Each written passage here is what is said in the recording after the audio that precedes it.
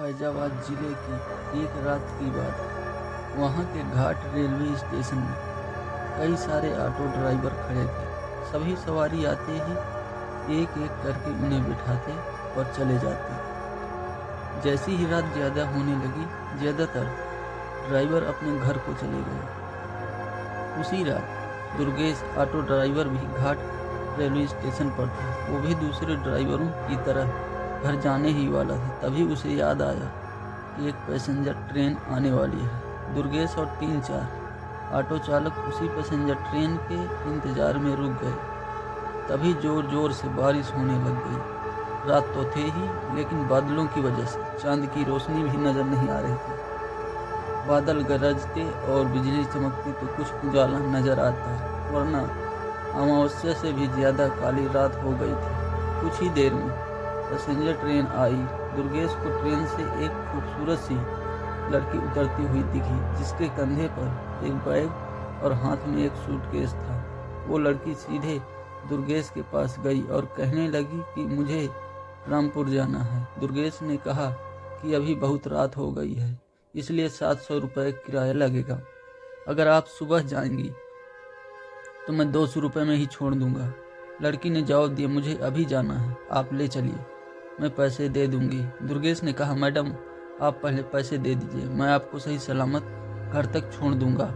लड़की बोली, अभी तो मेरे पास सिर्फ 300 रुपये हैं, आप ये रख लीजिए, घर पहुंचते ही आपको बचे हुए 400 रुपये दे दूंगी। इतने सुनते ही दुर्गेश ने कहा, ठीक है मैडम, आप ऑटो में बैठ जाइए।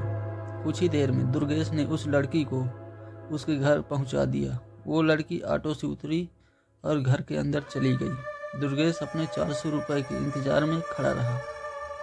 आधा घंटा बीत गया, लेकिन लड़की लौटकर नहीं आई। दुर्गेश के मन में हुआ कि अंदर जाकर देख लेता हूँ कि वो अब तक क्यों नहीं आई। उसने घर की घंटी बजाई और ज़ोर ज़ोर से आवाज़ लगाने लगा। तभी एक बुढ़िया ने घर का दरवाज़ा खोला। दुर्गेश ने उससे कहा कि एक मैडम यहाँ ऑटो से आई थी, उन्होंने मेरे 400 रुपये देने हैं, वो अब तक पैसे लेकर बाहर नहीं आई। बुढ़िया ने हैरानी से पूछा, कौन मैडम? यहाँ तो मैं और मेरे पति के अलावा और कोई नहीं रहता। हाँ, मेरी बेटी पहले रहती थी, लेकिन वो 5 सालों से यहाँ नहीं रह रही। दुर्गेश बोला, क्यों, अब वो कहाँ रहती है? मैंने शायद आपकी ही बेटी को यहाँ तक छोड़ा है। एक बार आप अच्छे से देखिए। बातों ही बातों में दुर्गेश की नज़र सामने दीवार पर गई। वहाँ उसी लड़की की तस्वीर लगी हुई थी जिसे वे ऑटो में बैठा कर लाया था। दुर्गेश ने बुढ़िया से पूछा, वो दीवार पर जिसकी तस्वीर लगी है वो आपकी बेटी है? बुढ़िया ने जवाब दिया, हाँ वो ही मेरी बेटी है। क्यों, क्या हुआ? तुम ऐसे क्यों पूछ रहे हो? हाँ जवाब सुनते दुर्गेश बोल पड़ा, माता जी, मैंने कहा था ना कि मैं आपकी बेटी को घर लाया हूँ। यही मेरे साथ ऑटो में बैठ कर आई थी। आप अब जल्दी से मेरे पैसे दे दीजिए। देखिए सुबह भी हो गई है, मैं कब से यहीं खड़ा हूँ। बुढ़िया ने दुखी मन से कहा, बेटा ऐसा नहीं हो सकता। हाँ ये मेरी बेटी है, लेकिन 5 साल पहले ही ट्रेन के नीचे आकर मर चुकी है। तुम इसे कैसे घर ला सकते हो? ये सुनते ही दुर्गेश के होश उड़ गए। वो तेजी से वहाँ से भागा।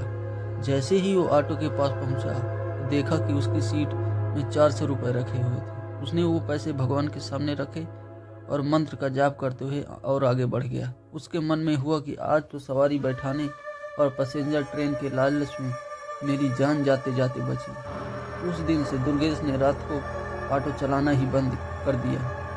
वो सिर्फ दिन के समय सवारी लाता और ले जाता और रात को घर में आराम से सोता।